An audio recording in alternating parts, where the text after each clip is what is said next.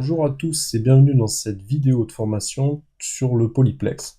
Donc à l'intérieur du header, c'est-à-dire la partie qui est supérieure en haut du polyplex, vous avez la possibilité de faire des réglages de vélocité sur le son,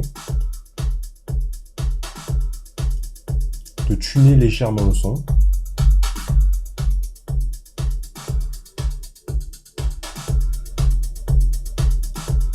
vous avez un choix sur le decay, c'est-à-dire la tenue de la note.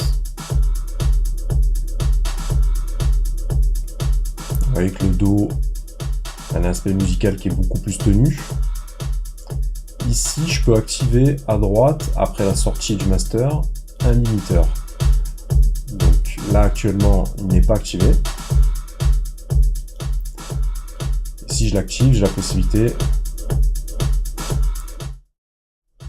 de booster le son si je le souhaite pour amener un peu de saturation.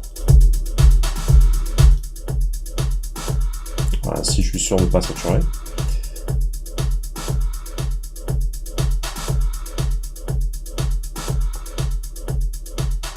Ici, vous avez la possibilité,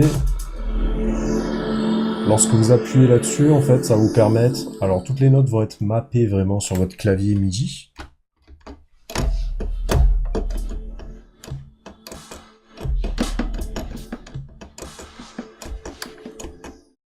Donc là, actuellement, c'est mappé du Do 3, du Do nombril jusqu'au Sol.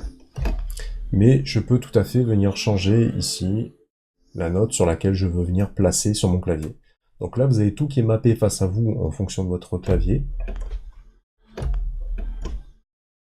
Ici, vous voyez que les réglages vont changer en fonction de la note sur laquelle on appuie. Si jamais je désenclenche ce réglage, vous voyez que les réglages dessous restent fixes. Donc là, voilà, on est sur un mode de visualisation de forme d'onde. Donc si jamais je joue mon son, je peux venir mettre un élément en solo, ou plusieurs. Si j'ai la possibilité de muter sur la droite. Donc ça joue actuellement la programmation que j'ai fait en MIDI à l'intérieur d'Ableton Live.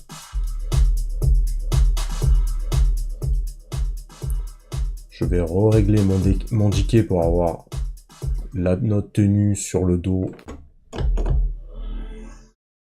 voilà, qui est beaucoup plus sèche, beaucoup plus tenue, en fait, qui ne dure pas dans le temps.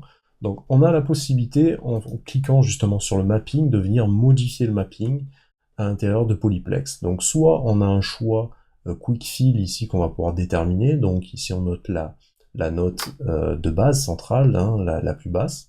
Et sinon, on a la possibilité donc de jouer les sons, soit de manière chromatique, soit en jouant uniquement sur les notes blanches, white keys. Donc, chromatique ou white keys, c'est à vous de faire votre choix. Ça dépend si vous voulez avoir les altérations avec les dièses. Vous voyez, actuellement, j'ai 2 dièses. Ensuite, juste après la sélection et le clavier, on a des touches pour un copier-coller, c'est-à-dire que vous avez la possibilité par exemple de sélectionner un réglage, donc celui-ci, de faire une modification donc du timbre du jeu en réglant, voilà, en faisant un réglage différent. Je pourrais venir copier par exemple en cliquant ici et je pourrais réassigner la note en utilisant les key switch qui sont tout en haut. Donc par exemple, ici, si je veux le réassigner